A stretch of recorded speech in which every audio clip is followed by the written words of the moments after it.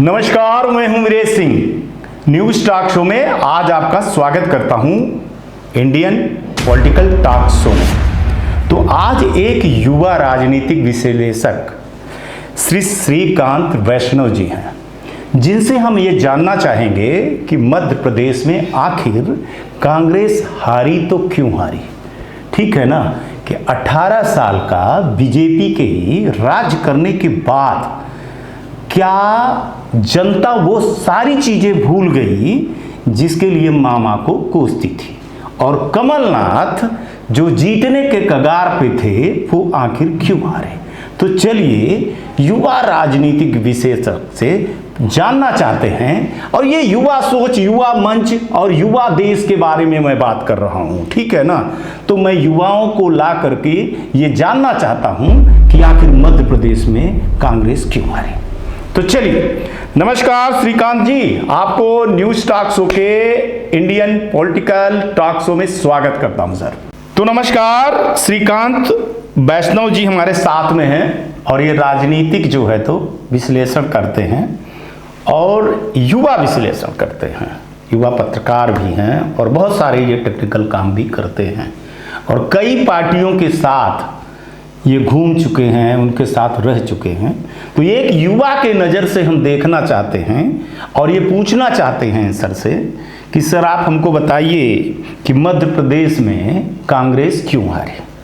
तो नमस्कार श्रीकांत जी, आपको इंडियन पॉलिटिकल विश्लेषण में आपका स्वागत करते हैं। बहुत बहुत धन्यवाद सर। बिना समय गंवाए आपसे एक प्रश्न पूछना चाहता हूं कि मध्य प्रदेश में आखिर कांग्रेस क्यों हारी क्यों है सर। आपका सवाल है मध्य प्रदेश में कांग्रेस हारी क्यों है, या फिर आपका सवाल यह तो नहीं है कि भाजपा जीती क्यों है? नहीं, मैं हारने की बात पहले कर रहा हूं सर, इसके बाद जीतने की बात अलग करूंगा, वो अलग एक डिबेट का विषय है। पहले मैं ये जानना चाहता हूं कि हारी क्यों है। 18 साल का मामा का काम, युवा कह रहे थे कि पटवारी भर्ती में जो है तो घोटाला हुआ, सड़क में घोटाला हुआ, बिजली में हुआ, रेत माफिया हुआ, बहुत सारी चीजें हुई सर।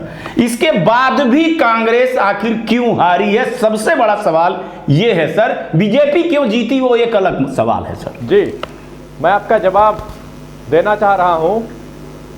कांग्रेस हारी क्यों है जी, ये बात क्या कांग्रेस जी स्वीकारने को तैयार है कि हम हारे हैं? आज कांग्रेस को जी पराजय के बाद जो गतिविधि करना चाहिए था, क्या कांग्रेस कर पा रही है? जी, भाजपा जो कर रही है वो आपके सामने है।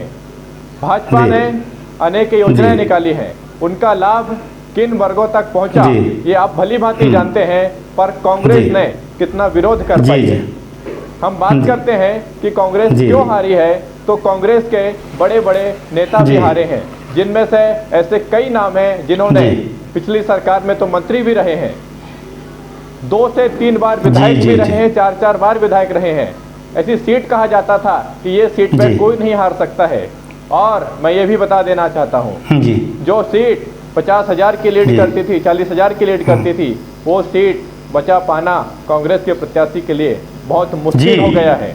आखिर ये दौर में परिवर्तन आया कैसे?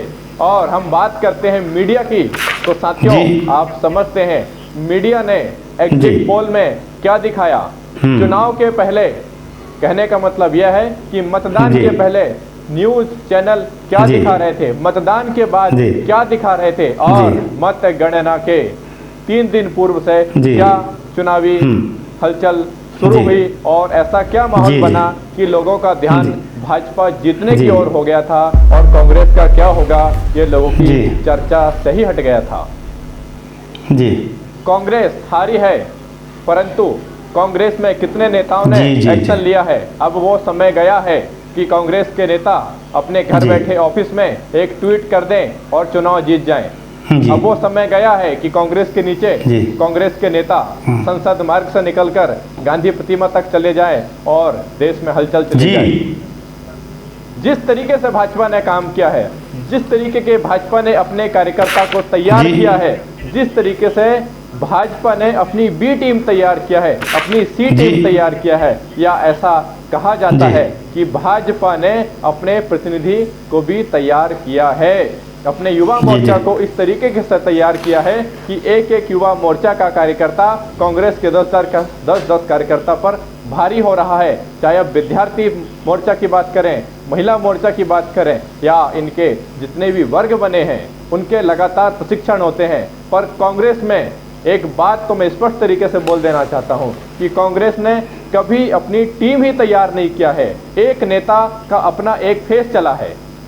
आज संभालने वाला कौन होता है?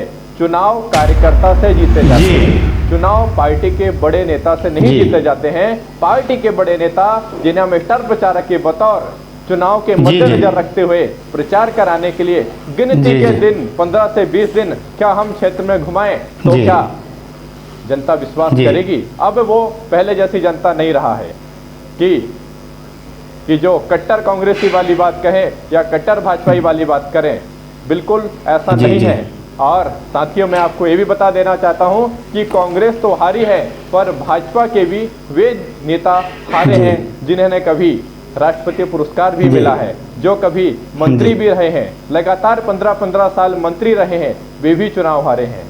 तो सवाल तो आपका दोनों होना चाहिए था कि कांग्रेस भी हारी है तो क्या कांग्रेस कहां पर जीती है और भाजपा कहां पर हारी है? नहीं, श्रीकांत जी, मैं आपकी भावनाओं को भी समझ सकता हूं और बात को भी समझ सकता हूं। मैं सिर्फ सर इतना सवाल करना चाहता हूं। बहुत सारे डिबेट होते हैं, बहुत सारे लोग अलग अलग बातें करते हैं कि कहते हैं कि 18 साल, मैं तो उसको 20 साल मानूंगा, 2 साल कांग्रेस का काट दीजिए, तो 20 साल तक राज करने वाली बीजेपी, क्या मैं अगर आपसे यह सवाल करूं सर कि क्या बेरोजगारी हट गई है?